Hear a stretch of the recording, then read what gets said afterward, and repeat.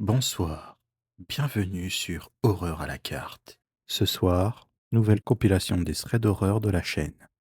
Si ce n'est pas encore fait, je vous invite à rejoindre la communauté en vous abonnant et en activant les notifications. De plus, n'hésitez pas à laisser un commentaire à la fin de la vidéo. Installez-vous confortablement et commençons cette compilation.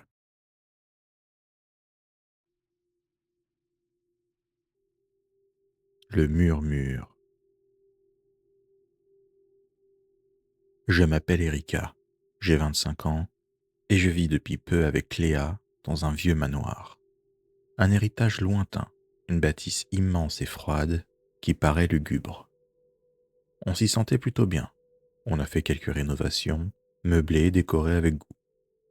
Mais quelques semaines après notre emménagement, un soir où la lune est inexistante, je regarde dehors et je constate que la nuit est d'un noir intense. Le vent hurle à travers les arbres de la forêt à l'arrière de la maison et le bois des fenêtres craque. À l'intérieur, le silence est oppressant. Seuls les craquements du bois et le souffle du vent dans la cheminée brisent le calme. Léa est à l'étage, dans son bureau, plongée dans ses recherches. Je suis seul dans la cuisine, l'esprit hanté par une sensation de malaise grandissante. J'entends soudainement un chuchotement, à peine audible, comme un léger souffle dans les feuilles mortes. Je tends l'oreille, le cœur battant à 1000 à l'heure. Le son semble provenir du salon. Juste derrière moi, je me fige. Je me retourne lentement, la peur au ventre. La pièce est plongée dans le noir. Je distingue vaguement la forme du canapé, un coffre à moitié ouvert, et là je vois une silhouette menaçante se dessiner dans l'obscurité. J'ai la chair de poule. Mes jambes tremblent, refusant de me porter. La silhouette se déplace, glissant dans l'ombre comme un serpent. Je distingue une forme humanoïde, grande et longiligne, enveloppée d'une cape noire qui semble presque disparaître. Puis, un nouveau murmure, plus fort cette fois-ci, et plus proche. J'entends des mots que je ne comprends pas, d'une voix rauque et primitive qui me met les chocottes. La peur me tétanise. Je suis cloué au sol comme une statue de pierre. D'un coup, l'ombre se précipite vers moi et une vague de froid et de ténèbres m'envahit. J'hurle, un cri primal qui résonne dans toute la maison. Et là, je sens des griffes glacées me saisir par les épaules et me traîner vers l'obscurité du salon. Ce truc est d'une force inhumaine. Ces griffes lacèrent ma chair comme du papier. Je me débats avec la rage du désespoir, mordant, griffant, hurlant de douleur et de terreur. Léa, alertée par mes cris, dévale les escaliers en courant. Elle découvre alors l'horreur. Mon corps est lacéré et je gis dans une mare de sang. L'ombre a disparu. Elle n'a laissé que le silence et la terreur. On est sorti de cette maison abasourdi et terrifié par tout ça. Léa m'a emmené à l'hôpital et ne sachant pas trop quoi dire, nous avons raconté une histoire d'attaque de chiens errants lors d'une balade. On a su plus tard, en cherchant dans les archives locales, la sombre et intrigante histoire de ce manoir. Apparemment, une famille qui vivait recluse et retranchée du monde a été retrouvée sans vie avec les corps mutilés. Par qui ou par quoi? Aucune idée. La police n'a jamais retrouvé le responsable et l'affaire reste irrésolue. Cette attaque ce soir-là nous a changés à jamais et le murmure de l'ombre continue de me hanter. Le fossoyeur. Je m'appelle William, j'ai 31 ans et j'habite à Londres, où je vis seul dans une petite maison près d'un cimetière. La nuit est tombée, j'ai fini de regarder mon film et j'entends simplement les ululements des hiboux dans les arbres. J'éteins les lumières et je monte me coucher. Je suis sur le point de m'endormir quand soudain, un bruit me tire de mon sommeil. Un claquement sec, comme une pierre lancée contre le volet de ma chambre. Je me lève et je me dirige prudemment vers la source du bruit. Je tends l'oreille, guettant le moindre son suspect. Un nouveau claquement retentit, plus fort cette fois, suivi d'un grincement sinistre provenant d'en bas. Je descends lentement, ma batte à la main que j'ai attrapée au passage. Je m'aperçois que ma porte d'entrée est entr'ouverte. J'entrevois alors une silhouette dans la nuit. La peur me serre la gorge, mais je force mon courage et ouvre la porte d'un coup sec. La silhouette se précipite vers moi, un couteau à la main. Je l'esquive de justesse, le souffle court et les muscles tendus. Je parviens à me dégager et à m'enfuir dehors. Une course-poursuite s'engage alors dans le jardin, dans l'obscurité et le froid. Mon agresseur est déterminé, me talonne sans relâche. Je trébuche sur une racine et il me rattrape, me plaquant au sol. Son visage est dissimulé dans l'ombre, mais je peux sentir son haleine chaude et dégueulasse sur mon visage. Il me serre le poignet avec une force de fou, le couteau pressé contre ma gorge. Je me débat autant que je peux, lui donnant des coups de pied et des coups de poing. Il rit, ça me donne la chair de poule. Sa lame s'enfonce légèrement dans ma peau. J'essaie de crier, mais j'ai le souffle coupé. Une traînée de sang chaud coule sur mon cou. Soudain, il se fige. Un silence assourdissant s'abat sur le jardin. Je le vois se retourner, ses yeux écarquillés de terreur. Une silhouette massive se dresse derrière lui. Un homme immense, avec une pelle ensanglantée à la main. L'homme vient de lui asséner un coup violent à la tête. Il s'effondre au sol, inconscient. Je me relève et me précipite vers lui, totalement terrifié. L'homme me rassure d'une voix grave. Il s'appelle Joey, et c'est le gardien du cimetière d'à côté. Il a été témoin de la scène, et il est venu m'aider. La police arrive rapidement et arrête mon agresseur. Il s'agit d'un individu connu pour ses troubles mentaux qui s'était échappé d'un hôpital psychiatrique quelques jours auparavant. En fouillant son sac à dos, la police découvre un cahier rempli de dessins macabres et de phrases délirantes. Il semble que l'homme était obsédé par la mort et par les cimetières, et il a souvent été aperçu déambulant entre les tombes. Cette expérience m'a profondément marqué. J'ai encore des flashbacks et des cauchemars la nuit. Mais je suis reconnaissant envers Joey de m'avoir sauvé la vie. Sans lui, je serais sans doute une autre victime de ce fou.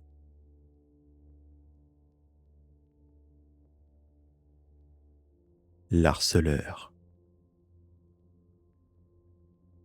Je m'appelle Céline, j'ai 23 ans et je suis serveuse dans un bar à Lyon. La nuit est tombée et je rentre enfin chez moi après une longue journée de travail. J'emprunte les ruelles sombres du quartier, frissonnant dans mon manteau. Tout est calme et silencieux, seul le claquement de mes talons sur le pavé retentit. D'un coup, un bruit me fait sursauter. Un pas feutré derrière moi.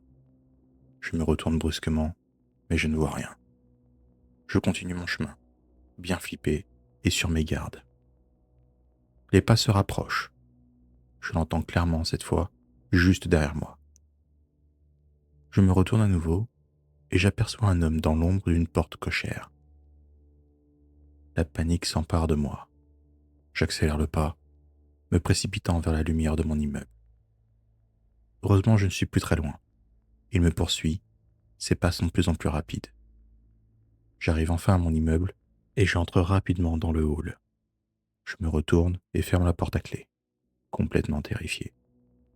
Je me précipite vers l'ascenseur et appuie frénétiquement sur le bouton. Les secondes me semblent interminables. L'homme est toujours là, derrière la porte. J'entends ses coups sourds et menaçants. L'ascenseur s'ouvre enfin et je m'engouffre à l'intérieur. Je presse le bouton de mon étage, tremblante de peur. La porte se ferme et je me retrouve seul, face à mon reflet dans le miroir. Soudain, l'ascenseur s'arrête entre deux étages. La lumière vacille et s'éteint. Je suis plongé dans l'obscurité, seul face à ma terreur grandissante. J'appuie sur tous les boutons, affolé. Les minutes me paraissent une éternité. Ça y est, l'ascenseur repart, et bien sûr, il ne s'arrête pas à mon étage, puisque j'ai touché à tout. J'entends un bruit sinistre, et la porte de l'ascenseur s'ouvre lentement. L'homme est là, le visage grimaçant, éclairé par la lumière vacillante de l'étage supérieur. J'hurle de terreur. Je suis piégé. L'homme s'avance vers moi. Je recule, le dos contre la paroi de l'ascenseur.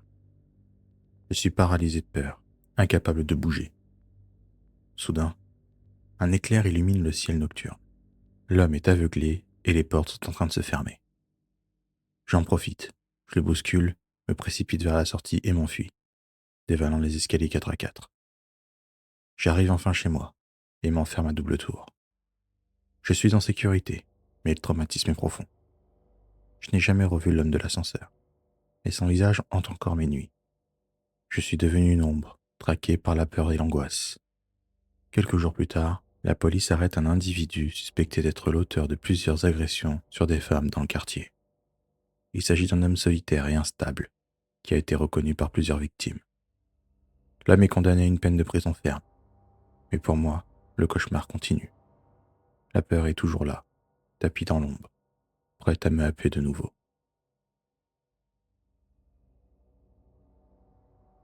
Le spectre de l'église.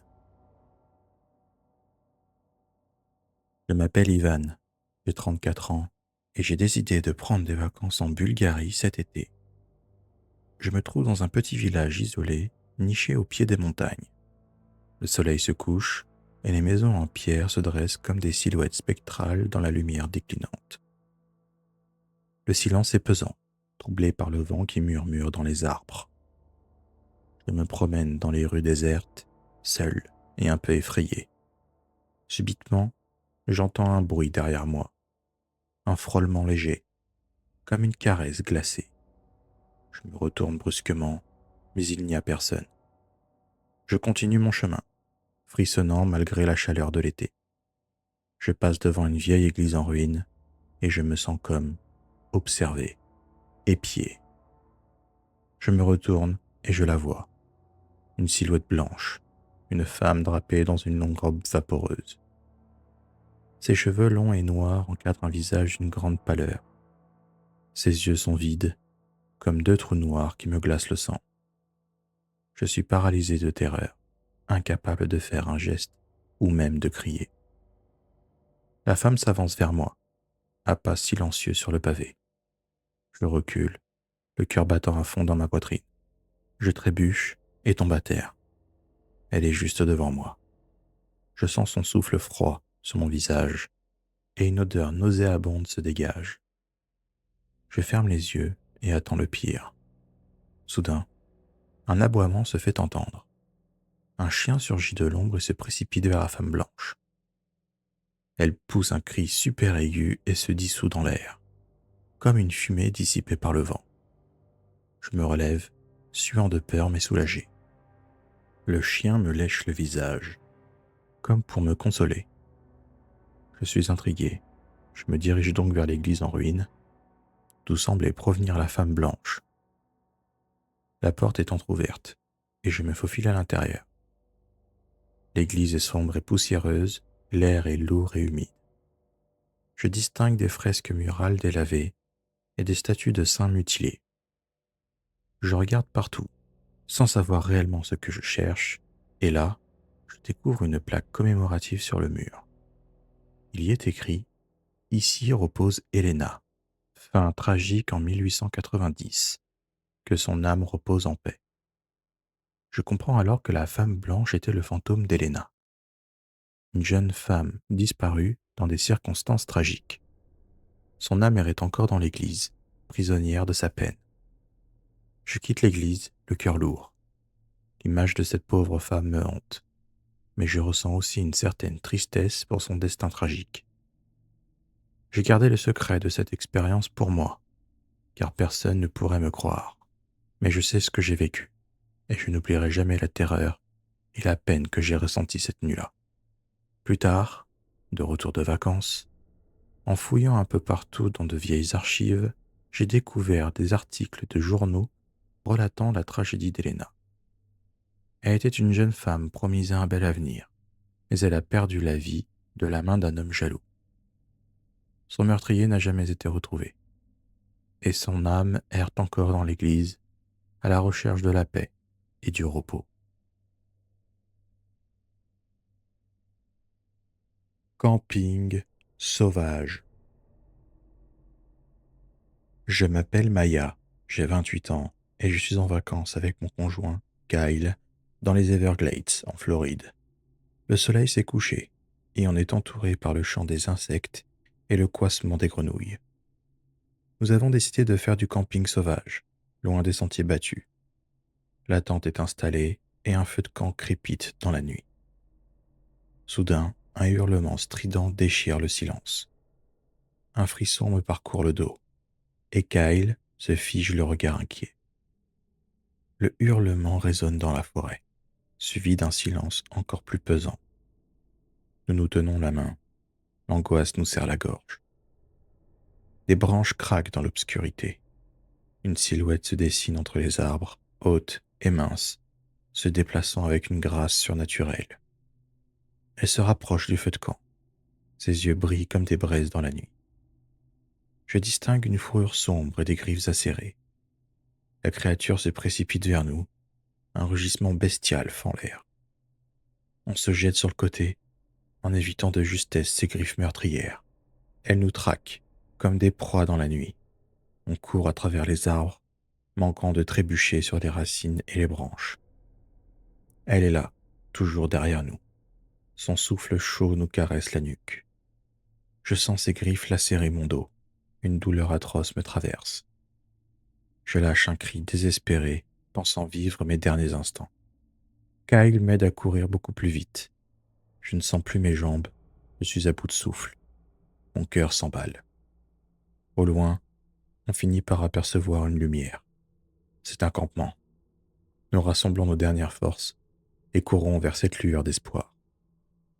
La créature hurle de rage, mais elle n'ose pas s'approcher du campement. Nous sommes sauvés. Encore sous l'émotion, on raconte notre histoire aux autres campeurs.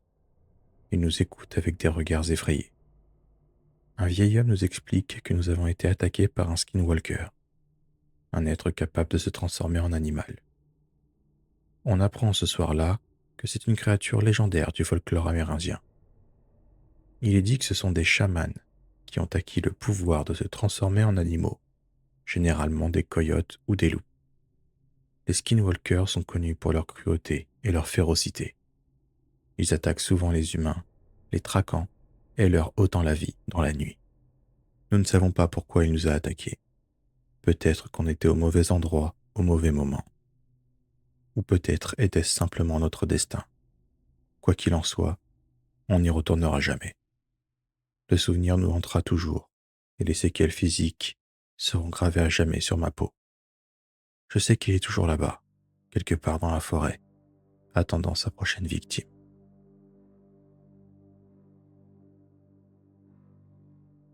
Le veilleur de nuit.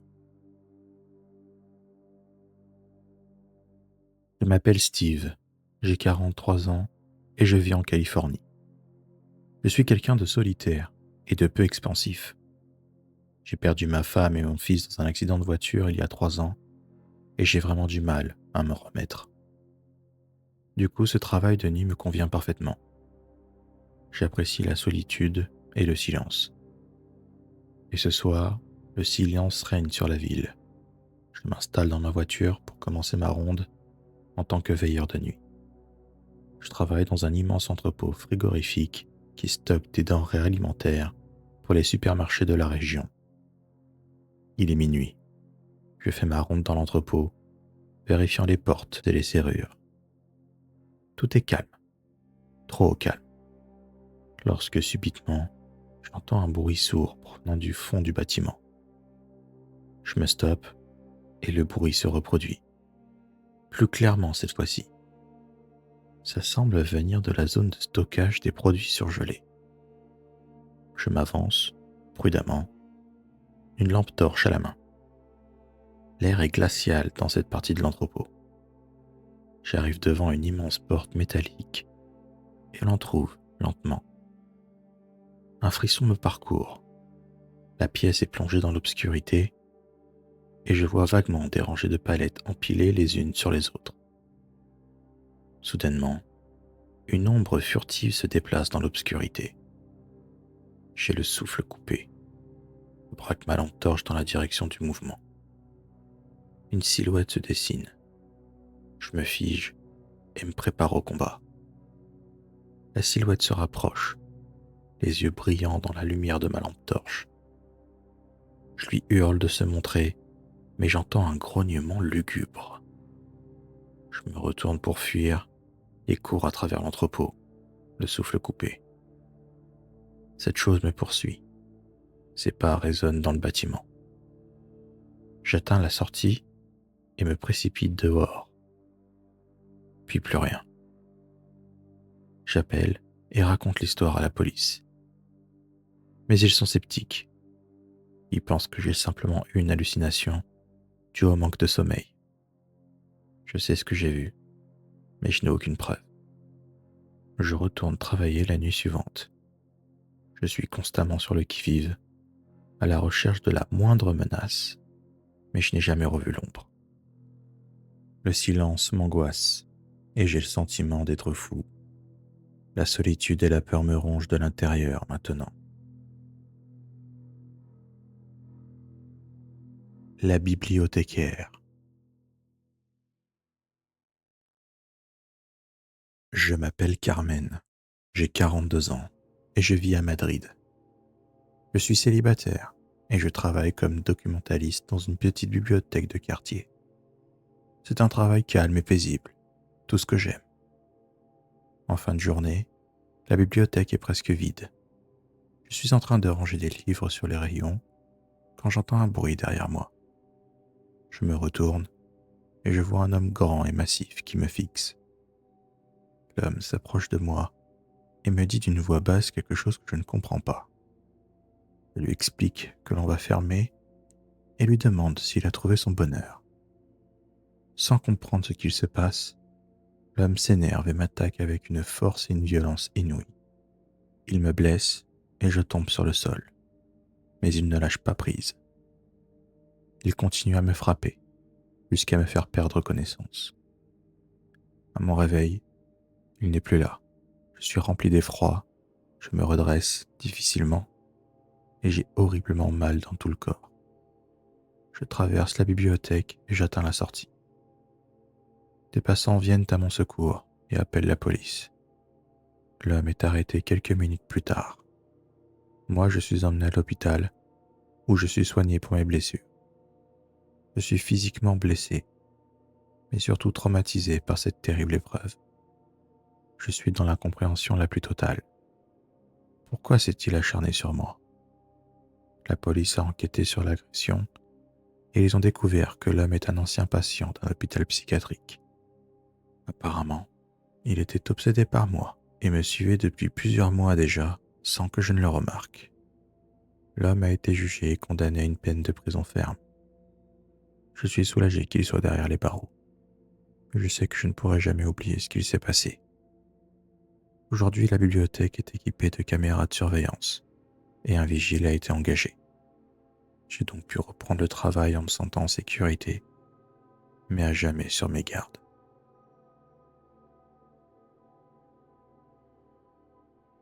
Le grenier. Moi, c'est Stéphane. J'ai 30 ans et je viens d'emménager à Portland, dans le Maine, avec ma fille de 7 ans, Luna. On a quitté la ville pour une vie plus calme et plus proche de la nature. Notre nouvelle maison est une vieille demeure victorienne située sur une colline surplombant la ville. Elle est grande et spacieuse, avec un jardin immense et une vue imprenable. La maison a un charme désuet, avec des murs épais, des boiseries sombres et une cheminée imposante. À notre arrivée, Luna est fascinée par la maison. Elle explore chaque recoin, inventant des histoires et des jeux dans chaque pièce. Elle est particulièrement attirée par le grenier, un endroit sombre et poussiéreux où elle prétend sentir une présence invisible. Quelques jours après notre installation, des phénomènes étranges commencent à se produire. Des portes claquent, des lumières s'allument et s'éteignent. Des objets se déplacent sans raison. Au début, je pense que c'est mon imagination. Et Luna voit aussi les mêmes choses. Un soir, alors que je suis dans la cuisine, j'entends un rire d'enfant provenant du salon. Je me précipite et trouve Luna assise sur le canapé, en train de parler à une personne invisible. À qui tu parles? Elle me répond que c'est Alice et que c'est son amie. Je suis inquiet. Je ne sais pas si Alice est une vraie personne ou un personnage imaginaire inventé par elle. Le lendemain soir, alors que je suis seul dans la maison, je suis réveillé par un bruit provenant du grenier. Je monte les escaliers et découvre une petite fille blonde, vêtue d'une robe blanche à l'ancienne. Elle me dit qu'elle s'appelle Alice et qu'elle a perdu la vie dans la maison il y a de nombreuses années. Elle me raconte qu'elle est seule et qu'elle est heureuse de pouvoir jouer avec Luna. Je suis bouleversé par cette rencontre. Je ne sais pas si je dois croire Alice ou si elle est juste une hallucination et je suis inquiet pour Luna. Je ne veux pas qu'elle soit exposée à ce danger potentiel. Je décide de faire des recherches sur l'histoire de la maison et découvre qu'une petite fille, nommée Alice, a effectivement perdu la vie dans la maison. Mais je ne sais pas si elle est bienveillante ou malveillante. Et je ne veux pas prendre le risque de laisser Luna exposée à son influence. Je décide de l'emmener chez sa maman, Clarisse. Elle est triste de partir, mais elle comprend. Elle dit au revoir à Alice et part. Quelque temps après, mon ex m'appelle et me dit que Luna est devenue introvertie et elle parle souvent d'Alice. Je me demande si j'ai vraiment fait le bon choix en l'éloignant de la maison. Je suis effrayé. Je ne sais pas quoi faire. Je veux la protéger, mais je ne veux pas la priver de son amie. Un jour, Luna me dit qu'elle veut revenir à la maison.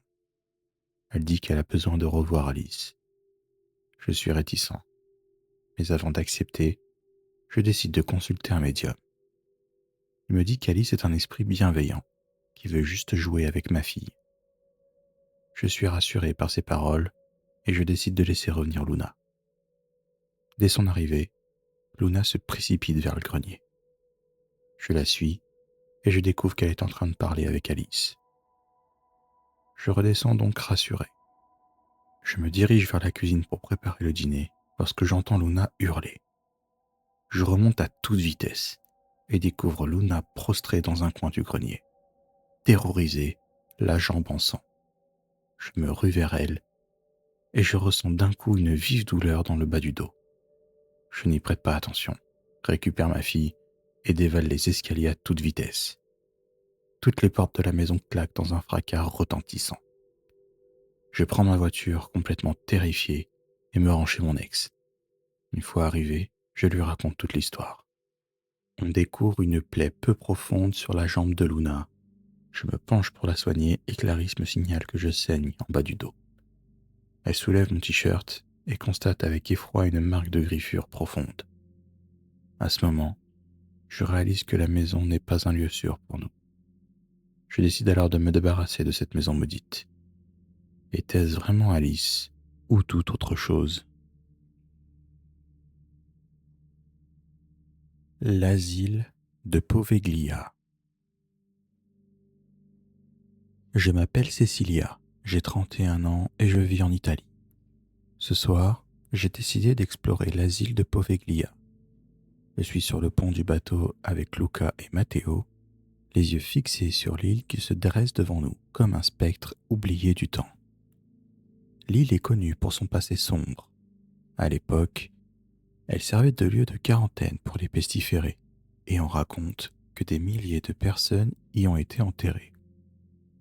Plus tard, elle a été transformée en asile psychiatrique où des expériences médicales cruelles et barbares ont été pratiquées. Le vent souffle dans les arbres dénudés. Une sensation de malaise s'empare de nous. On arrive sur une plage de sable noir et on commence à découvrir l'île. L'atmosphère est pesante et l'air est saturé d'une odeur bizarre. On entre dans le bâtiment et on déambule dans les couloirs déserts. Des bruits métalliques résonnent. Des graffitis macabres ornent les murs et le sol est jonché de débris et de verre. Après une petite heure, sans que rien de bien étrange ne se passe, des bruits attirent notre attention. Des chuchotements, comme si des voix nous appelaient. Guidés par le son, on arrive dans une salle d'opération. Des instruments chirurgicaux rouillés sont disposés sur des tables et des taches de sang séché maculent le sol. C'est là qu'on voit une silhouette dans l'ombre. Une femme, vêtue d'une camisole de force, les cheveux longs et sales. Elle nous fixe et un cri d'agonie s'échappe de sa gorge. Je suis complètement flippé. se précipite hors de la salle, poursuivi par l'écho des cris. On court à travers les couloirs obscurs, traqué par cette entité. La panique me pousse à chaque pas, l'air froid brûlant mes poumons. Enfin, on arrive à la plage et on se jette dans le bateau. Luca démarre et on quitte l'île à toute vitesse, laissant derrière nous les horreurs de Poveglia. De retour chez moi, mes nuits sont remplies de cauchemars et de visions d'âmes errantes. Mais je sais que je n'ai fait qu'effleurer les secrets de l'île. Un jour, en fouillant dans les archives de la ville, je tombe sur un document ancien qui mentionne une cérémonie oubliée, capable de libérer les âmes en peine de Poveglia. Je montre le document à Luca et Matteo, et ensemble, on décide de retourner sur l'île pour accomplir le rituel et essayer d'apaiser les esprits tourmentés.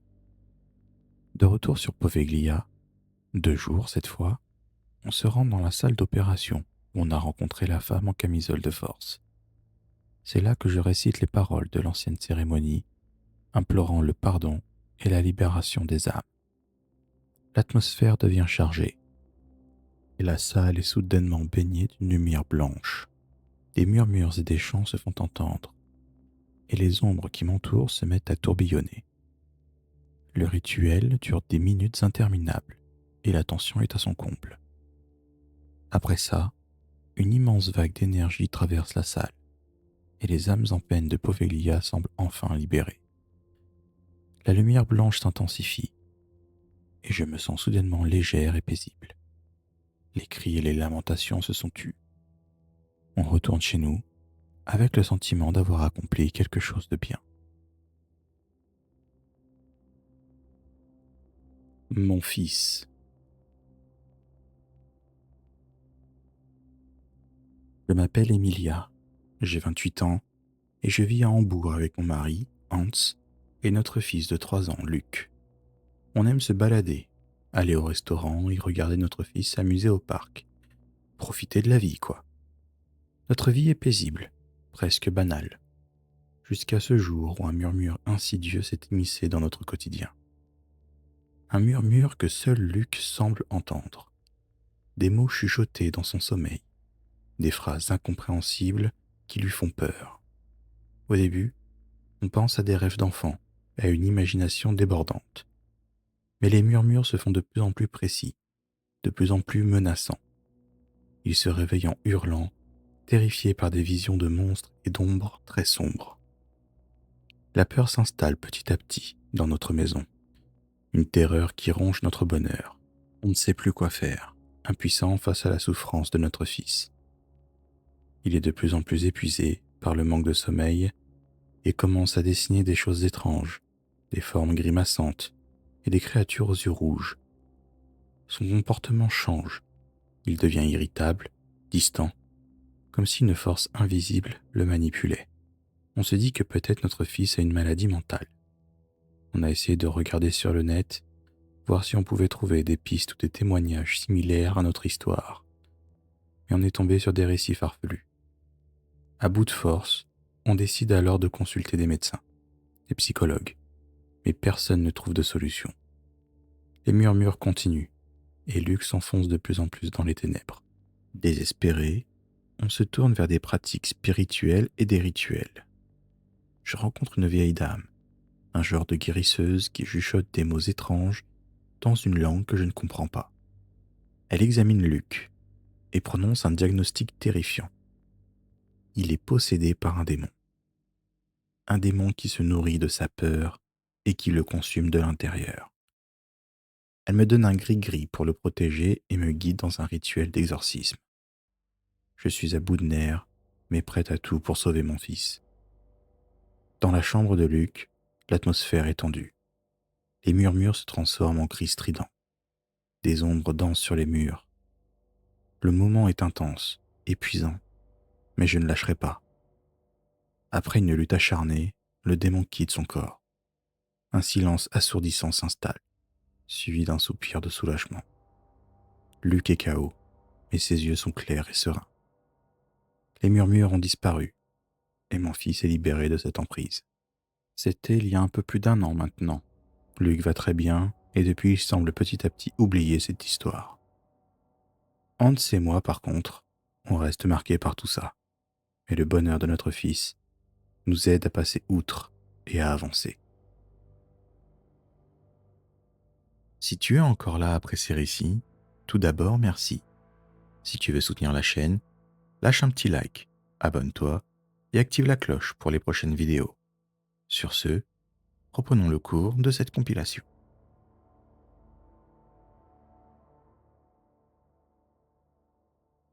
Le doigt. Je m'appelle Amber, j'ai 43 ans et je vis à Londres. Mon histoire s'est passée il y a quelques mois maintenant, et j'arrive enfin à poser des mots sur cet événement. Un soir d'hiver, vers 23 heures, le froid londonien s'infiltre dans mes os alors que je rentre chez moi avec Damien, mon mari. La fatigue se fait sentir après une soirée entre amis, et j'ai hâte de retrouver mon lit bien chaud et mon chien, Jack, un adorable Doberman. Alors qu'on monte les marches de notre immeuble, un silence est soudainement interrompu par un hurlement de douleur qui me glace le sang. Mon cœur se met à battre à la chamade, tandis qu'on se précipite vers notre appartement. En entrant, la scène qui s'offre à nous est insupportable. Jack gît sur le sol, se débattant dans une ultime tentative de respirer. Sa gorge est obstruée par quelque chose. La panique s'empare de moi. J'appelle directement mon vétérinaire.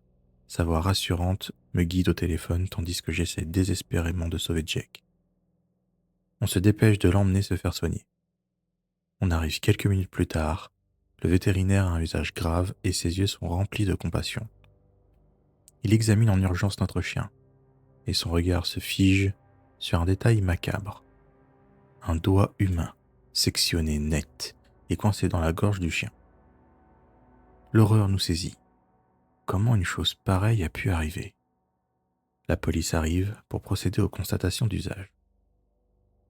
Les heures qui suivent sont un cauchemar éveillé. Une fenêtre ouverte, signe d'une effraction. Un cambrioleur s'est introduit chez nous pendant notre absence, et notre chien l'a sûrement mordu. Des questions fusent de toutes parts. Les enquêteurs fouillent chaque recoin de notre appartement, l'angoisse montant crescendo. L'image du doigt humain hante mes pensées, me rappelant la présence de cet intrus qui a rôdé dans notre maison. Damien et moi, on est pris au piège dans une toile de mystère et de terreur. On ne sait plus si on est en sécurité chez nous. Le sommeil devient un rêve impossible, perturbé par des visions de doigts ensanglantés.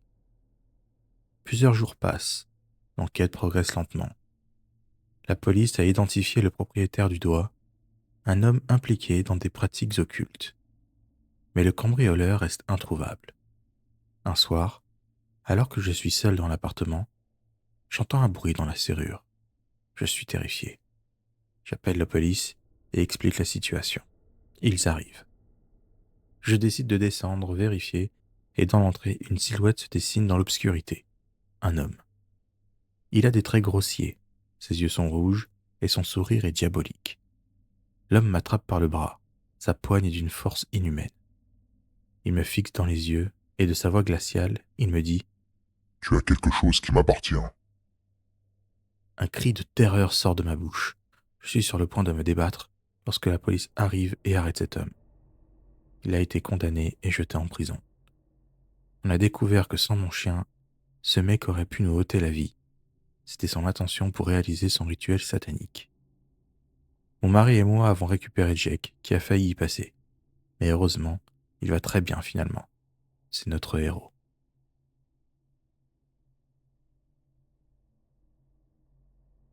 Le Chupacabra. Je m'appelle José, j'ai 36 ans et je vis seul dans un ranch isolé au cœur du Mexique. Je vis comme un vieux garçon.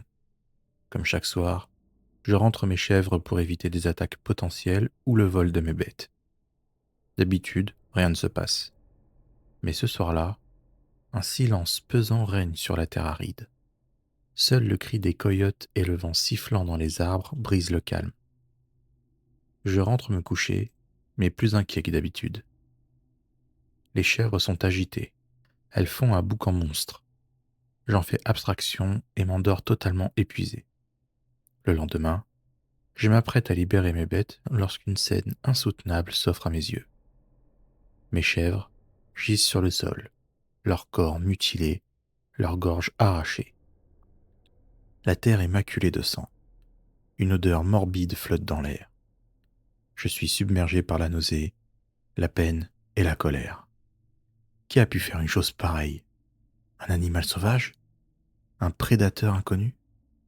Je me rends en ville pour informer les autorités de ce massacre. Mais personne ne me prend au sérieux. C'est probablement le Chupacabra, me dit-on en riant. Le Chupacabra, cette créature légendaire qui hante les villages du Mexique, suçant le sang des animaux. Une créature que personne n'a jamais vue, mais dont les histoires font frissonner d'effroi. Mais je suis persuadé que c'est lui. La violence des attaques, la précision des mutilations, tout correspond aux descriptions que j'ai entendues. Je décide de prendre les choses en main. Je ne peux pas laisser cette créature continuer à semer la terreur. Je me procure une arme et me lance dans la traque du Chupacabra. La nuit suivante, je m'installe dans une cachette près du ranch, attendant son retour. L'attente est interminable, l'angoisse me tenaille. Les nuits passent jusqu'au jour où une silhouette se dessine dans l'obscurité. 2 yeux rouges brillants, une créature aux crocs acérés. Je peine à la voir clairement, mais je crois bien que c'est lui. Le Chupacabra est là. Je tire en l'air pour le faire fuir, mais au lieu de ça, il me fonce dessus. Son attaque est d'une violence inouïe. Il est agile, féroce, et ses griffes me lacèrent la peau. Je suis à bout de force, prêt à abandonner. Mais l'image de mes chèvres mutilées me donne la force de continuer. Je récupère mon arme et lui tire une dernière balle. La créature s'enfuit comme une flèche dans un râle d'agonie. Je ne sais pas si je l'ai eue, mais je ne l'ai jamais revue. J'ai installé des pièges et des caméras depuis, au cas où un jour, elle reviendrait.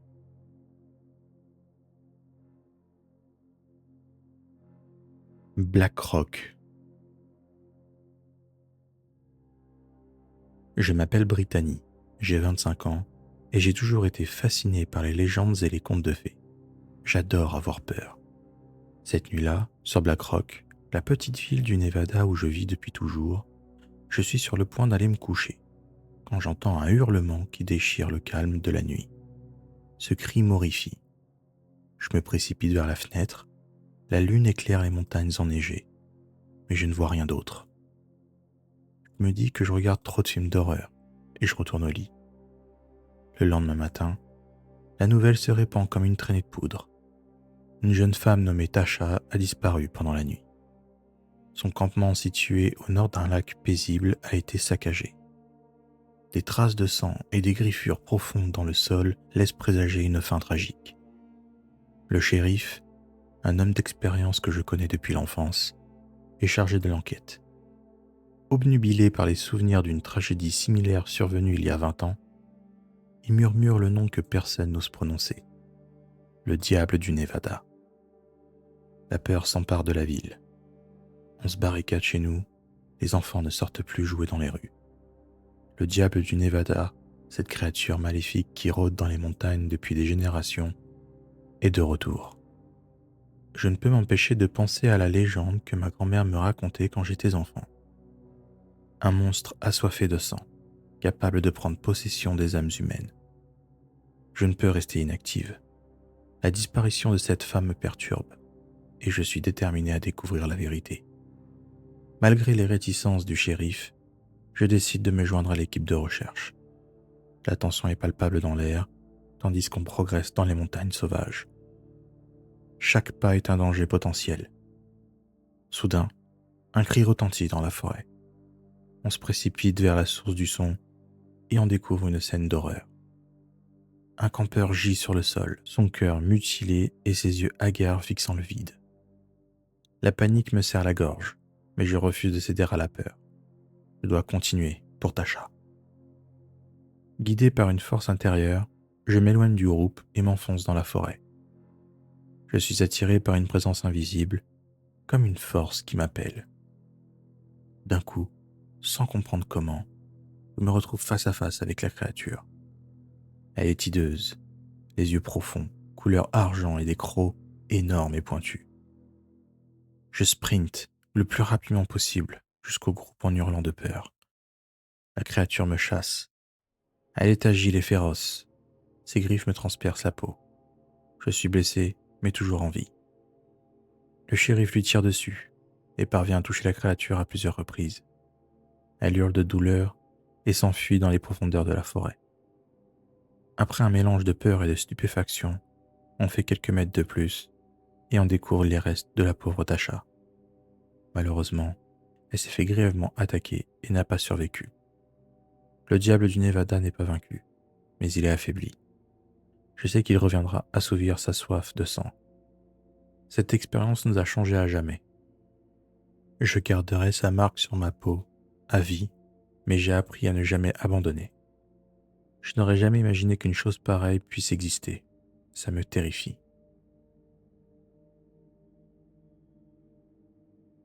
Le culte.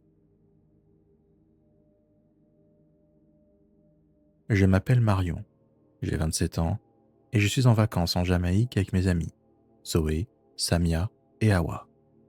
La capitale est une ville charmante, la musique est entraînante et le soleil est radieux. Ça nous change de la France.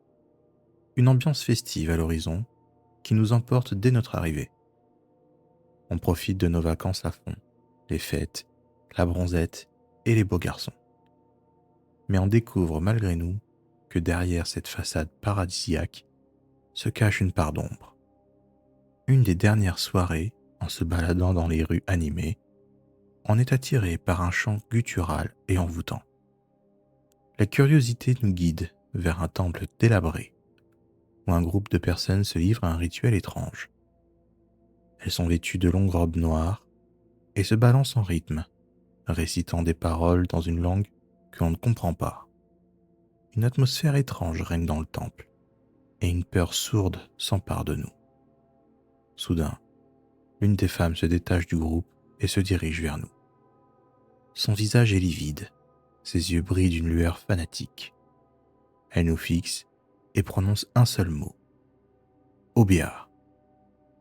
On sourit, mais pas elle. Apeuré, on décide de rentrer rapidement à l'hôtel. Puis on finit par rire de la situation et changer de sujet. Le lendemain, on est assailli par une série d'événements étranges. Des objets se déplacent d'eux-mêmes. Des gens nous observent bizarrement et un sentiment de malaise commence à naître en nous. Intrigué, on décide de fouiller dans les archives de la ville et on découvre que Obia est une pratique de magie noire originaire de Jamaïque. On comprend alors que la femme du temple était probablement une prêtresse et elle nous a, peut-être, maudites. On se sent un peu confuse et en danger. Les disciples de cette pratique nous traquent-ils? Heureusement, c'est notre dernier soir ici. On décide de ne pas sortir, de peur de les recroiser. On se sent épié, et ce sentiment ne nous lâche pas de toute la nuit.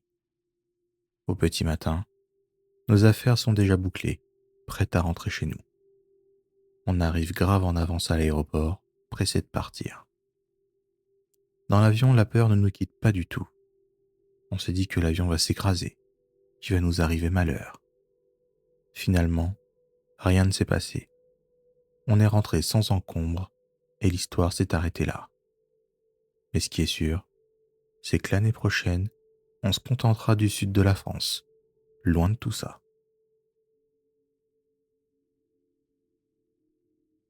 Le miroir de Marie.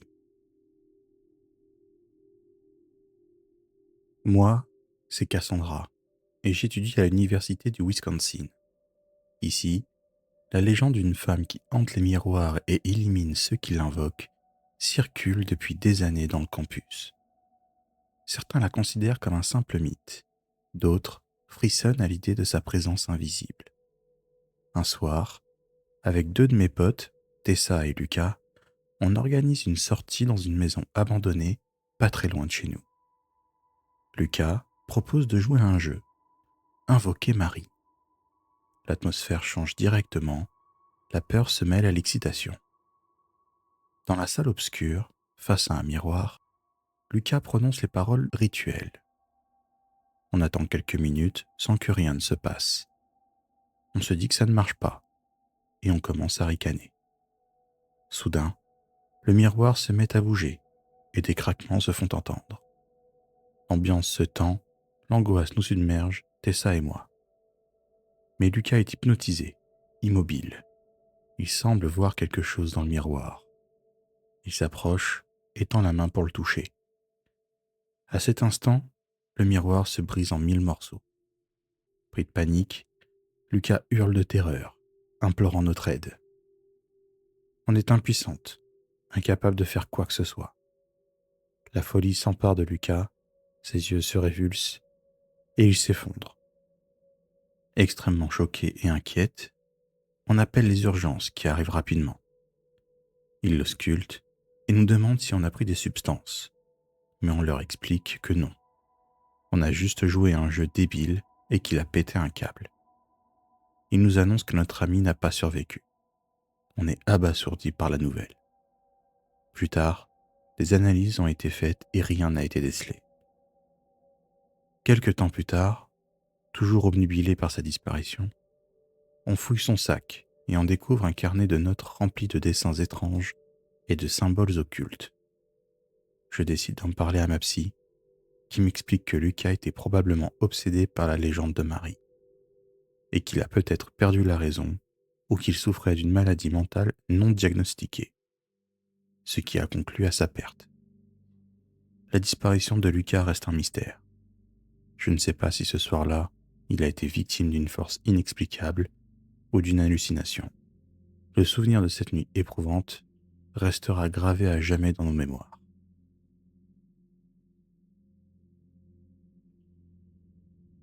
Randonnée mortelle.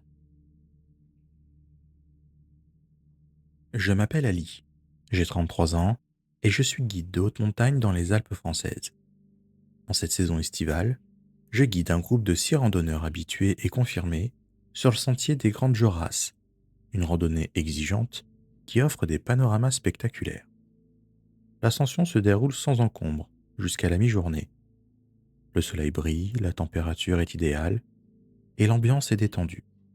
Jusqu'à ce qu'un des randonneurs, Théo, s'arrête net. « Attendez, il manque quelqu'un !» Un silence pesant s'installe. On recompte le groupe et effectivement, il nous manque un membre. Élise, une jeune femme pétillante et pleine d'énergie. La panique commence à monter en moi. Elle était juste derrière moi il y a quelques minutes. Impossible qu'elle se soit volatilisée dans la nature. On fouille les environs, en l'appelant, scrutant chaque recoin de l'endroit. En vain. Élise reste introuvable, après des heures de recherche. On est bouche bée, dans le flou total. En plus, le ciel commence à s'assombrir et le vent se lève. Les conditions météorologiques se dégradent rapidement, rendant les recherches encore plus difficiles. La température chute et je m'inquiète de plus en plus pour Élise. L'espoir commence à s'éteindre, mais je n'abandonne pas. Et je fais une découverte macabre. Au fond d'un ravin, caché par des broussailles, gît le corps sans vie d'Élise. Je suis choqué. La douleur et la culpabilité me submergent. Je suis responsable de la sécurité de mon groupe et j'ai échoué. Le pire est arrivé. La police arrive sur les lieux et commence son enquête. La cause de son décès reste un mystère. Une chute accidentelle? Un acte criminel? On n'a rien vu, rien entendu. Les jours suivants sont un long tunnel de tristesse et d'incertitude. On est dévasté, se remémorant le fil des événements avant cette horrible tragédie. La montagne, autrefois un lieu de beauté et de sérénité, est devenue un symbole d'effroi et d'incompréhension. L'âme d'Élise plane sur les Alpes. Son sourire radieux et son rire contagieux nous manquent. La question de ce qui lui est arrivé reste gravée dans ma mémoire, une blessure qui ne se refermera jamais. La montagne a pris son tribut. Depuis ce jour, je suis anéanti par ce drame et ma culpabilité est immense. J'ai arrêté mon métier de guide et je suis devenu agent de voyage dans une petite agence de la région, à jamais brisé.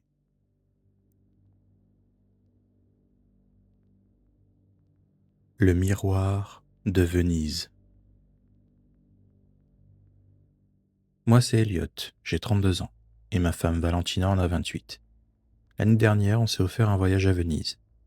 Ces derniers temps, avec Valentina, nos relations sont tendues, donc cette escapade est l'occasion pour nous de nous retrouver. La ville est magnifique, le paysage a coupé le souffle et un air de romantisme plane dans l'atmosphère. C'est idéal. 2 jours après notre arrivée, en explorant les canaux de la ville, on s'enfonce dans un dédale de ruelles étroites, jusqu'à tomber sur un petit magasin d'antiquités tenu par un vieil homme. Valentina s'approche d'un miroir, attirée par sa lueur. Le vieil homme lui raconte que ce miroir est un objet de famille transmis de génération en génération et qu'il possède des pouvoirs extraordinaires. Fascinée, Valentina décide de l'acheter. Dès que nous l'emportons dans notre chambre d'hôtel, d'étranges phénomènes se produisent. La nuit, je suis hanté par des visions horribles et des cauchemars abominables, dans lesquels je distingue dans le miroir des silhouettes fantomatiques et des visages déformés. Valentina, elle, semble envoûtée par le miroir. Elle passe des heures à le contempler, son regard perdu dans les profondeurs obscures. Elle devient de plus en plus inquiétante. Elle est distante, irritable et parle de choses étranges. J'ai peur qu'elle soit possédée par une force liée au miroir. Alors, je décide de consulter un expert en paranormal. Pour lui aussi, c'est étrange. Il me dit de retrouver ce vieil homme et qu'il sait sûrement quelque chose. Je le retrouve donc, le suppliant de venir récupérer le miroir. Il me regarde avec gravité et me dit que si Valentina a l'air hypnotisée par le miroir, il faut le briser. Mais avant ça, il y a un rituel précis. Il me décrit le rituel en détail, les phrases à prononcer, les ingrédients spécifiques, et me dit qu'il faut une grande force de volonté. Je rassemble tout ça et je me rends à l'hôtel. Valentina est toujours devant ce miroir qui lui aspire son énergie, son âme. Je commence le rituel. Je trace un cercle de protection sur le sol avec de la craie blanche. Je place les ingrédients en 4 points cardinaux et récite ces quelques phrases. Un hurlement strident emplit la pièce, un mélange de douleur et de rage. Des ombres tourbillonnent autour d'elle, des formes sombres et vaporeuses. Elles se tendent vers elle comme pour l'aspirer dans les profondeurs. Je me précipite vers Valentina, l'attrape par les épaules et l'attire dans le cercle avec moi. Sa peau est glacée, ses muscles tendus comme des cordes. Elle se débat contre moi. Ses yeux me fixent, mais je ne vois plus la femme que j'aime. Je vois une femme presque vide, sans émotion. Je serre les dents et la maintiens fermement. Je refuse de la laisser tomber dans les ténèbres. Un hurlement déchire l'air. Le miroir explose en une pluie de verre brisé, projetant des éclats dans toute la pièce. Puis le silence. Les ombres se dissipent, laissant place à la lumière du jour. Valentina s'effondre dans mes bras, épuisée. Je la serre contre moi, soulagée. Après quelques jours de repos, on a repris nos balades dans cette jolie ville. Cet événement nous a fait prendre conscience de l'amour qu'on a l'un pour l'autre et nous a rapprochés plus que jamais auparavant. Mais on a réalisé que le mal existe et qu'en un instant, tout peut basculer.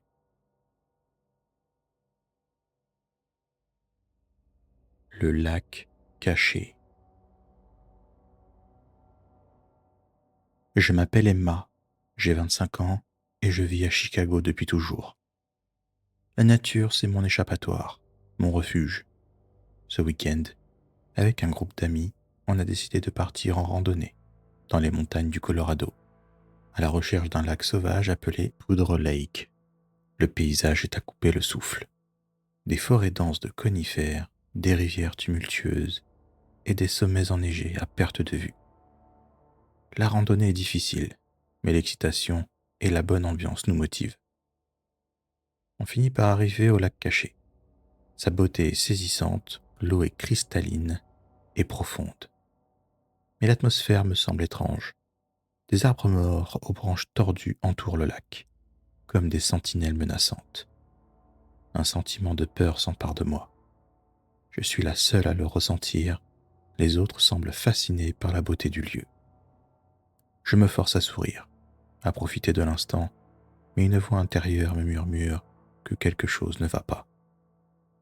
Le soleil se couche derrière les montagnes, plongeant le lac dans une obscurité progressive. Les ombres s'allongent, les bruits de la forêt s'amplifient, et le lac se transforme en un miroir noir. Le ciel est étoilé, c'est superbe. Soudainement, des bruits étranges se font entendre, comme des glissements dans l'eau. On s'interroge un peu et on scrute le lac, lorsqu'on voit une ombre immense traverser la surface de l'eau. Un frisson d'horreur me saisit. Cette chose est immense et on est isolé dans ce lieu sauvage et hostile. L'atmosphère est électrique. La peur s'empare de nous. On se regarde, l'air inquiet et paralysé. La beauté du lac s'est transformée en un décor de cauchemar. Soudain, un vent glacé traverse les arbres, nous faisant frissonner. Un bruit sourd, semblable à un rugissement lointain, résonne dans la nuit. Cette chose se précipite vers nous. Un instinct de survie primaire nous pousse à fuir. Complètement affolé, on se disperse dans la forêt. Je cours à travers les arbres, le souffle court, la peur au ventre, et je ne vois plus mes amis. La nuit est devenue un labyrinthe de terreur. Tout d'un coup, le silence retombe. Plus un seul bruit, même pas le chant des insectes. Je m'arrête et m'effondre, épuisé et terrifié. Je suis perdu dans l'obscurité. Je décide de me cacher à côté d'une grosse souche d'arbre et j'attends le lever du jour, totalement tétanisé. Le jour se lève. La vie dans la forêt reprend tout doucement. L'atmosphère s'apaise. Je prends mon courage à deux mains et retrouve, tant bien que mal, le campement et mes amis. Enfin presque. Il manque Rob. On attend un peu, puis on finit par ramasser nos affaires. On se dit qu'il est peut-être retourné au van. Pendant le chemin du retour, on l'appelle, mais personne ne répond. On arrive au van et il n'est pas là. Aucune trace de lui. On contacte la police et on leur raconte ce qui nous est arrivé. Sceptiques, ils entament des recherches, en vain. Rob n'a jamais été retrouvé. Après ces événements, on a appris que Rob n'était pas le premier à avoir disparu ici. Que s'est-il passé? Le mystère reste entier. On a repris le cours de nos vies avec une tristesse et un traumatisme immense.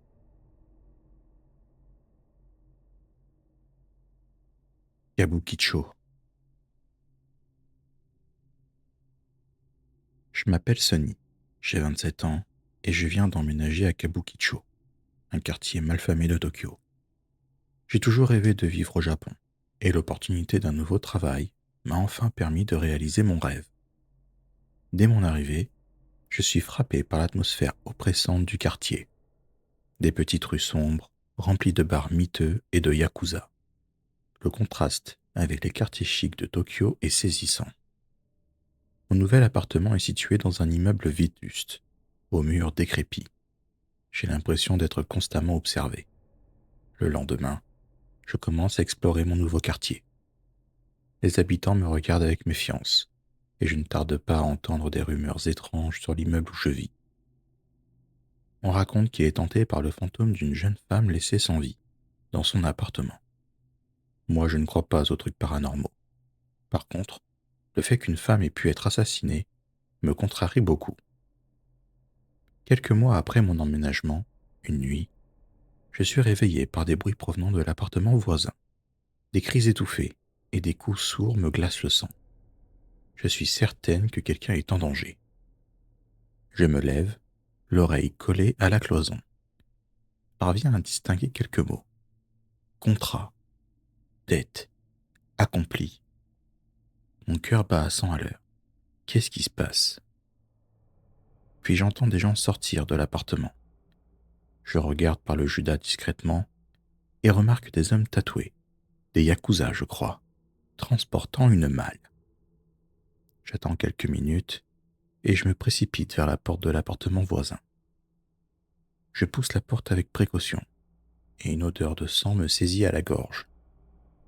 L'appartement est plongé dans le noir. La lumière du couloir éclaire faiblement la pièce. J'avance un peu et je découvre des meubles renversés, des objets brisés et une flaque de sang au sol. Je recule, horrifié. Je n'ai aucun doute. Il s'agit de la scène d'un crime. Mes poils s'hérissent. Je cours directement dans mon appartement, claquant la porte derrière moi. Je ne sais pas quoi faire. J'appelle la police. Ma vie est-elle en danger? Je suis prise entre deux feux. La peur me paralyse, mais je sais que je ne peux pas rester inactive. Je dois faire quelque chose. Je décide d'appeler la police. Elle arrive rapidement et commence son enquête. Ils inspectent l'appartement et interrogent les voisins. Mais personne n'a rien vu, rien entendu. Je suis la seule témoin, mais je suis terrifié. Je ne sais pas si je peux faire confiance à la police. Et si les Yakuza ont la police dans la poche? Je commence à me méfier de tout le monde. Le moindre bruit me fait sursauter. Je suis constamment aux aguets. Je ne peux plus vivre comme ça. Je décide de quitter Kabukicho, de fuir ce quartier. Je ne sais pas où je vais, mais je sais que je ne peux pas rester ici.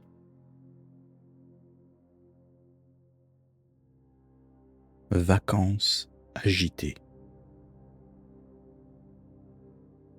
Moi, c'est Charlie. Je vis à Louisville, dans le Kentucky, avec ma femme Sarah et notre fils Ethan qui a 5 ans. Mon histoire s'est passée en 2013. Avec ma femme, on a décidé de se faire une semaine de vacances dans une baraque paumée au fin fond des Appalaches pour se ressourcer en famille, loin de l'agitation de la ville. Dès qu'on arrive, j'ai un mauvais pressentiment. La baraque est immense, mais peu éclairée, entourée d'une forêt dense qui fout un peu la trouille. C'est très silencieux ici. Ethan est aux anges. Il se barre directement explorer et jouer dans le jardin. Et Sarah lui prépare un petit goûter après ce long voyage. Moi, je me sens toujours mal à l'aise. Une vague de stress me submerge. J'ai l'impression qu'on n'est pas seul. Je fais genre de sourire, de profiter du moment en famille, mais j'ai la boule au ventre. La nuit venue, le silence est total, et les bruits de la maison semblent s'amplifier. Impossible de dormir. Je me retourne dans mon lit, l'esprit envahi par des pensées noires. À un moment, un petit gémissement se fait entendre dans le couloir. Je me raidis, flippé. Je me lève, tremblant, et je pars en direction de la source du bruit, sur le qui-vive. Le couloir est vide. J'inspecte toute la maison, mais rien. Je retourne me coucher, pas trop rassuré. Le lendemain matin, Ethan revient de sa balade, une vieille poupée à la main. Il l'a trouvée dans l'abri de jardin. Elle est en porcelaine, avec des cheveux noirs et un sourire flippant. Ethan est fasciné par la poupée. Il la baptise Nana et l'emmène partout avec lui. Sarah et moi, on n'est pas trop fans de son look flippant, mais on ne va pas priver notre fils de son nouveau jouet. Sauf que des trucs bizarres commencent à se produire. Des objets se déplacent sans raison, des portes s'ouvrent et se ferment toutes seules. Des sifflements se font entendre dans la nuit. La trouille s'installe, bien tenace. La 4e nuit, je suis réveillé par les cris d'Ethan. Il est debout dans son lit, les yeux écarquillés, la poupée serrée contre lui. Il hurle des trucs incompréhensibles. On peut lire la peur sur son visage. Sarah et moi, on est tétanisés. On ne sait pas quoi faire. Je me précipite vers Ethan, je lui arrache la poupée et je la jette par terre. Elle se fracasse en 1000 morceaux, libérant un cri strident. Ethan se calme tout de suite après. Ses yeux se remplissent de larmes et il nous regarde, tout perdu. On décide instantanément de se tirer de cette baraque. On prend nos affaires et ciao. On avertit la propriétaire de la maison, mais elle fait mine de rien et propose de nous dédommager pour les jours perdus de notre séjour. On accepte, pressé d'oublier tout ça. Je ne sais pas ce qui s'est passé cette nuit-là, mais cette baraque a laissé une cicatrice indélébile. Heureusement, on n'a plus rien vécu de tel depuis.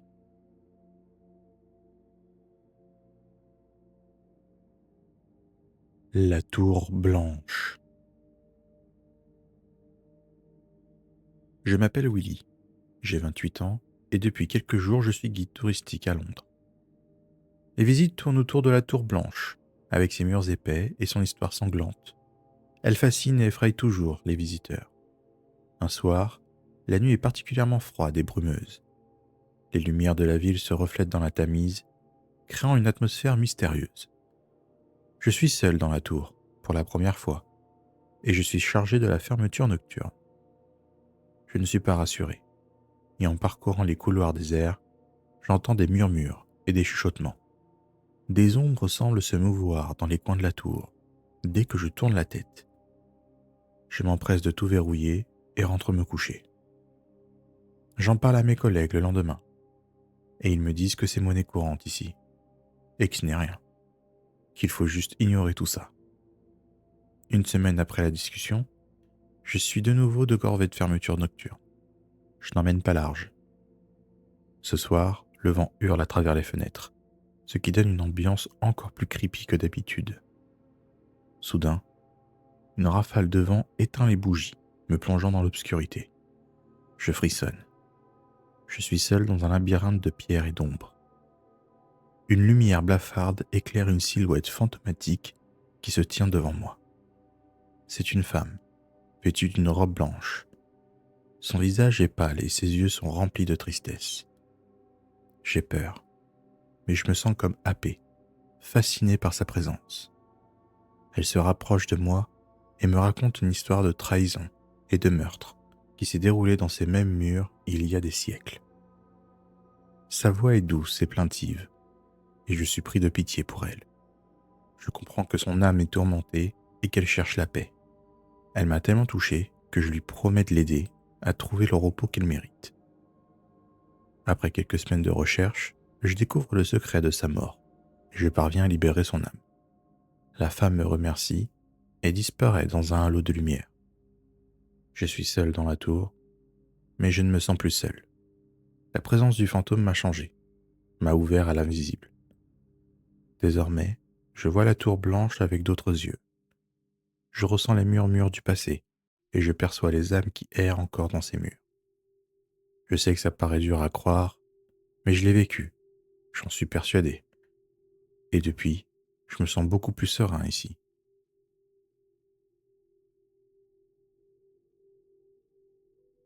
Épier. Je m'appelle Nisha, j'ai 27 ans et je suis originaire de Delhi, une ville vibrante et chaotique. Depuis quelques semaines, j'ai l'impression d'être observé.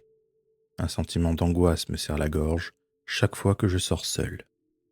Au début, je me suis persuadé que c'était juste de la paranoïa. Mais les incidents se multiplient. Une fois, en rentrant chez moi en bus, je suis certaine d'avoir aperçu un homme me fixer, le regard insistant. Et le lendemain, je me promène au marché et je sens une main se glisser sur mon épaule. Je me retourne, mais la personne avait déjà disparu dans la foule. À partir de ce jour-là, la peur commence à s'emparer de moi. Je n'ose plus sortir seul, même pour aller faire mes courses. Je suis constamment sur le qui-vive, guettant le moindre signe suspect. Je parle de tout ça à mes amis, de plus en plus régulièrement. Inquiète pour ma santé mentale, elle me pousse à consulter un psychologue. Mais je suis certaine que je ne suis pas folle. Je suis victime d'un stalker. Un soir, alors que je rentre chez moi en taxi, je le vois. Il est assis sur un banc, juste en face de mon immeuble. Je sors du taxi et je fonce dans mon appartement et verrouille la porte derrière moi. Je suis complètement affolé et je ne sais pas quoi faire. La nuit est longue et agitée. Le moindre bruit me fait sursauter. Je n'arrive pas à dormir, repensant sans cesse à cet homme. Le matin suivant, je décide d'appeler mes amis, Priya et Annie Ali. Elles débarquent chez moi dans l'heure, leur visage reflétant l'inquiétude. Priya, la plus pragmatique du groupe, suggère de porter plainte à la police. Annie Ali, plus sensible, me prend dans ses bras et me réconforte. On décide d'aller au commissariat ensemble. L'officier de police, un homme d'une quarantaine d'années, m'écoute avec un détachement décourageant. Il me dit que c'est le genre de choses qui arrivent tous les jours dans une ville comme Delhi, et que sans preuve concrète, on ne peut rien faire. Je suis à deux doigts de pleurer, mais Priya lui explique la gravité de la situation et l'impact que ça a sur ma vie. L'officier soupire, visiblement ennuyé, et me dit qu'il va enregistrer ma plainte, mais qu'il ne me promet rien. On sort du commissariat, le moral à zéro. La police n'est d'aucune aide. Priya propose qu'on s'organise pour me raccompagner chez moi, tous les soirs après le travail. Les jours suivants, je ne sors jamais seul. La présence de mes amis me calme un peu, même si la peur continue de me ronger. Un soir, alors que Priya me ramène, on remarque toutes les deux un sac en plastique noir qui est glissé sous la porte de mon immeuble. On le ramasse, et dedans on trouve une photo de moi, prise à mon insu, devant mon café préféré. La peur me noue l'estomac. Ce mec me surveille de près. Il connaît mes moindres faits et gestes.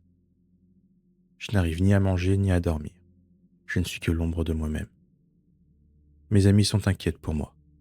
Elles redoublent de vigilance et m'accompagnent partout. Un jour, alors que je suis au travail, Priya m'appelle en urgence. Nisha, faut que tu viennes, c'est urgent. Je quitte précipitamment mon bureau et me précipite chez moi. En arrivant, elle me dit qu'elle a trouvé un papier dans la boîte aux lettres, avec un lien écrit dessus, et ça mène à une vidéo de moi, filmée à mon insu dans ma propre chambre. Je suis abasourdi. Le mec a réussi à s'introduire chez moi et à installer une caméra. C'est la goutte d'eau qui fait déborder le vase. Je suis à bout de nerfs. On décide de prendre les choses en main. Vu qu'on ne peut pas compter sur la police, on fouille partout, mais on ne trouve rien. Priya, qui a des connaissances en informatique, se met à chercher l'origine de la vidéo. Annie Ali, avec son réseau, recherche des informations sur les cambrioleurs. De mon côté, je me force à sortir, mais chaque pas dans la rue est un calvaire. Je suis constamment sur le qui-vive. Un soir, en rentrant chez moi, je suis certaine de le voir. Il est là, en face de mon immeuble, dans l'ombre d'une ruelle. Les jours suivants sont remplis d'angoisse. Je ne sors de chez moi qu'avec mes amis. Annie Ali décide de nous mettre en contact avec un enquêteur privé. Passé quelques jours, toujours dans l'attente de nouvelles de l'enquêteur, le téléphone sonne. C'est lui. Il me dit qu'il sait qui est mon stalker. C'est un homme qui vit dans mon immeuble, un étage au-dessus. Il m'observe depuis sa fenêtre. Mon sang se glace. Un inconnu me surveillait de si près, caché à la vue de tous. L'enquêteur nous explique qu'il va contacter lui-même les policiers et leur montrer les preuves qu'il a récoltées. Le lendemain, on est surpris par un gros vacarme dans les escaliers. C'est la police. Ils viennent d'arrêter le mec. Le soulagement nous envahit. On a enfin retrouvé notre tranquillité. Les mois suivants sont difficiles. On fait nos dépositions, un procès est ouvert, et il écope d'une mesure d'éloignement, de l'interdiction de résider dans la même ville que moi, ainsi que d'un bracelet électronique. Peu à peu, la peur s'estompe. Mes amis et moi sommes restés soudés après cette épreuve. L'entraide et le soutien que nous nous sommes apportés ont renforcé notre amitié.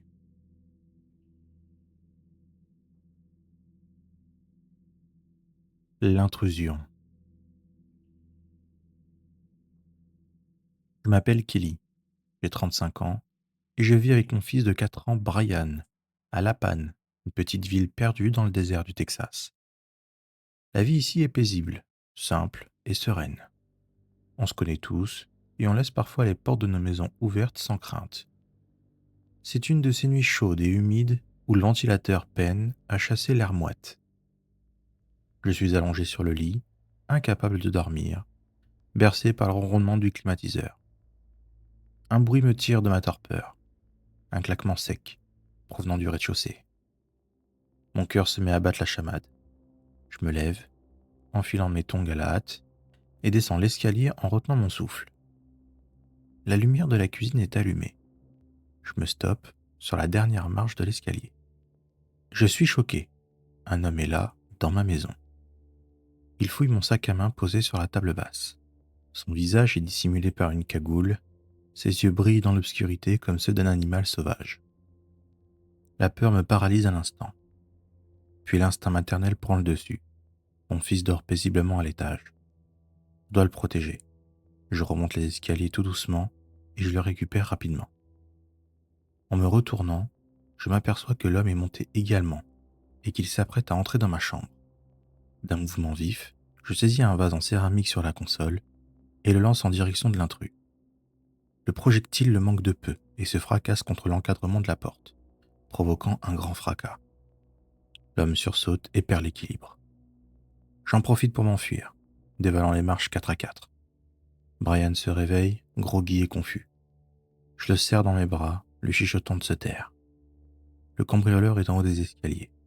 Je l'entends jurer, sa rage palpable. Je n'ai qu'une seule issue, sortir de chez moi. J'ouvre la porte et me précipite dehors, pieds nus, dans l'herbe brûlante. Essoufflé, je cours à travers le jardin, enjambe la barrière, cherchant refuge chez les voisins. L'angoisse me serre la gorge.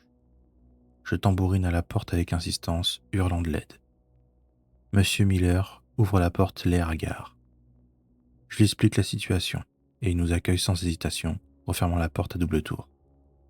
La police est prévenue et arrive quelques minutes plus tard. Ils inspectent la maison, notant les détails du cambriolage, mais il n'est plus là. Ils promettent de faire tout leur possible pour retrouver l'intrus. Brian est en état de choc, tremblant de peur. Je le borde dans le lit de Monsieur Miller et lui raconte une histoire pour le calmer. Il s'écroule de sommeil. Je suis épuisé, physiquement et émotionnellement. Je m'assois sur le canapé, le regard vide. La chaleur de la nuit me donne la nausée. L'image du cambrioleur m'obsède. Son visage masqué, ses yeux froids. J'ai peur pour Brian, pour notre sécurité. La panne n'est plus le havre de paix que je croyais connaître. La peur s'est infiltrée dans notre foyer. Est-ce qu'il va revenir ? La question me taraude l'esprit. Le lendemain, la police m'apprend qu'un homme a été arrêté dans le quartier. Il correspond à la description du cambrioleur. Un soulagement immense me submerge. La justice est en marche. L'angoisse s'est installée. Mais j'ai l'espoir que ma vie reprenne son cours normal.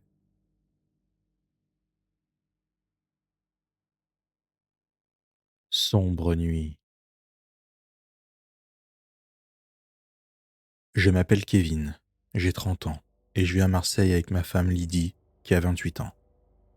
Ce soir-là, on se promène sur le Vieux-Port pour profiter de la fraîcheur nocturne et de l'animation estivale. La nuit est douce, les lumières scintillent dans l'eau et les rires des enfants se mêlent au chant des cigales. On rit, on se taquine, on passe vraiment un très bon moment. On continue notre balade quand un homme s'approche de nous. Il n'a pas l'air net.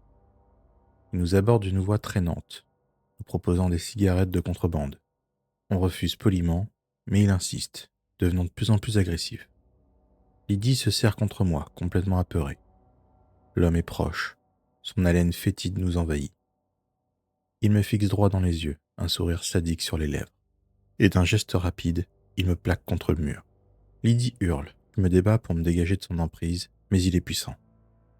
Je parviens à le repousser, mais il me saisit par le col et me plaque à nouveau contre le mur. Son visage est à quelques centimètres du mien. Ses yeux sont injectés de sang. Il me fixe avec intensité et me déblatère des menaces qui sortent de nulle part. Il a l'air d'être en plein délire. Le temps s'arrête. L'odeur de sueur et d'alcool qui émane de son corps me soulève le cœur. Je sens sa force brute, sa rage qu'il consume. Lydie appelle à l'aide. Elle essaye de m'aider, mais personne ne vient. On est totalement terrifié par la situation. Je rassemble tout mon courage et lui assène un coup de poing dans le ventre. Il se courbe de douleur, me donnant l'occasion de me dégager. Lydie s'est armée d'une bouteille cassée et se précipite vers l'homme et la lui brandit sous le nez. « Recule, ou je te plante !» L'homme hésite un instant, puis il se retourne et s'enfuit dans la nuit. Nous sommes sains et saufs, mais c'est un traumatisme. Cette nuit a brisé notre insouciance. La peur est notre nouvelle compagne.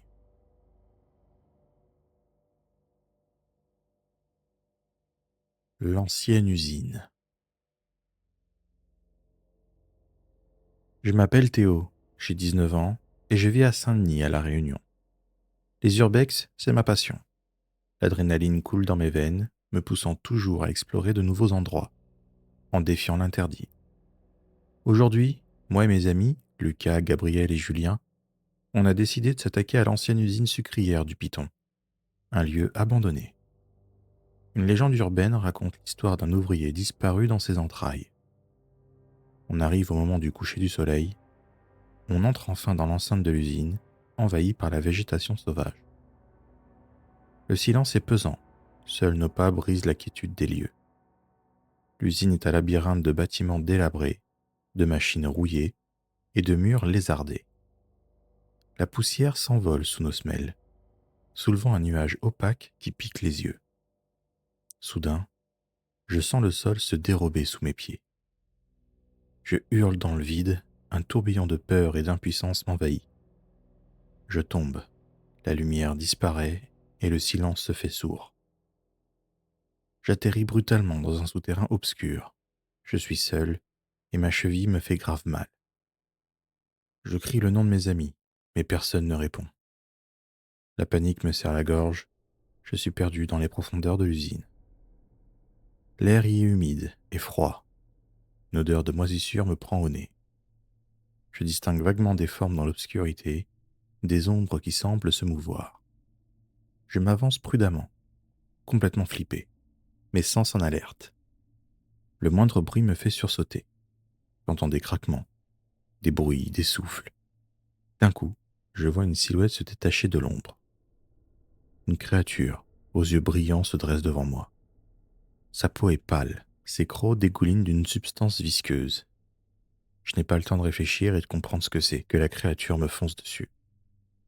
Je me débats, comme je peux, en utilisant tout ce que j'ai sous la main pour me défendre.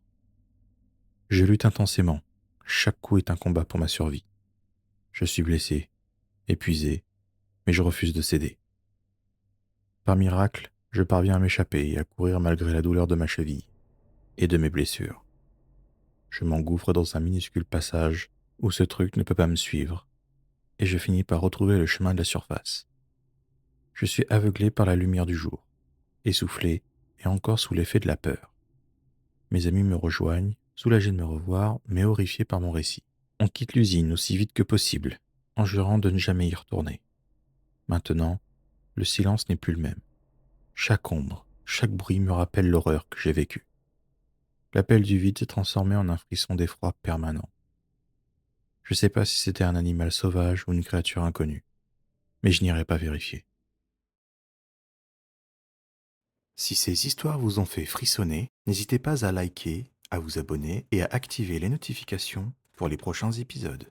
Un serveur Discord et une chaîne TikTok sont également disponibles, dont les liens se trouvent en description. Prenez soin de vous et à bientôt, j'espère.